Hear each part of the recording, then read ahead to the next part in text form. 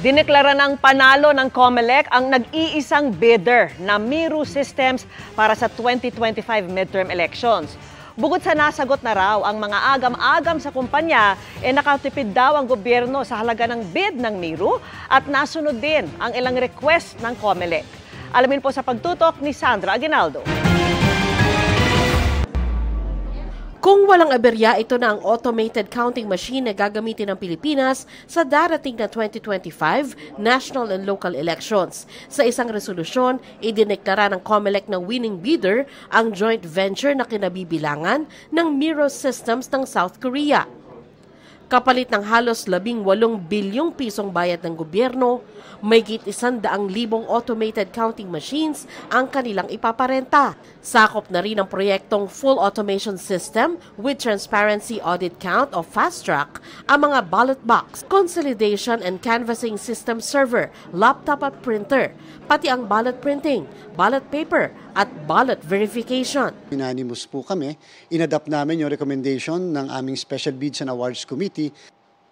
Ayon sa COMELEC chairman, kasama sa niresolba bago ibigay ang proyekto sa Miro Systems ay ang question sa performance ng mga makina nito sa halalan sa Congo at Iraq.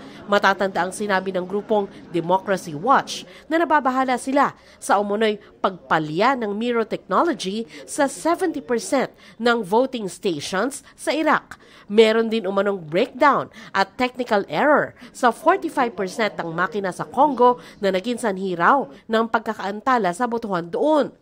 Itinanggi na yan ng Miro, sabay giit na pasado sa international standards ang kanilang mga electoral system. Sabi ng COMELEC, tinalakay ito sa rekomendasyon ng Special Bids and Awards Committee. Nakatanggap sila ng certification mula po dito sa mga election entities ng mga nabanggit na bansa at nagsasabi yung mga pinuno po ng election management bodies na ito na naging maayos yung kanilang halalang contrary po doon sa mga nai-report. Nakatipid daw ng 800 million pesos ang COMELEC sa bid ng Miro Systems. Naibigay din daw ng Miro ang mga hiling ng COMELEC para ma-customize ang mga makina. Kabilang dyan ang mabilis na pagpasok ng balota sa machine, ang pag-display sa screen ng summary ng mga boto at pagkakaroon ng takip sa gilid ng screen para hindi masilip ng ibang tao at ang paghiwalay ng lalagyan ng resibo ng balota. May makina din daw ang Miro Systems na touchscreen kung kakailanganin. Ang pinaka-importanting feature po nito ay magta-transmit po sa lahat ng iba't ibang entities ang makina. Wala na po tayo ngayon tinatawag na transparency server. Mula po sa machine, sa presinto, transmit na kaagad sa KBP, Majority Party, Minority Party, sa Citizens Arm, NAMPREL at saka PPCRB, nakasend to all. Kasunod ng pagpili sa Miro ang negosasyon ng kanilang kontrata. Pag nagkapirmahan, tsaka lang sisimulan ang paggawa ng mga automated counting machine sa South Korea. Pero dahil hindi lang daw sa mga makina nakasalalay ang kaayusan ng eleksyon, tututukan din ng COMELEC ang iba pang mga issue gaya ng vote buying, pananakot sa mga botante at iba pang irregularidad.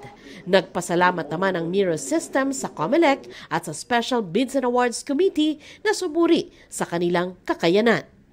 Para sa GMA Integrated News, Sandra Aguinaldo, Nakatutok, 24 Oras.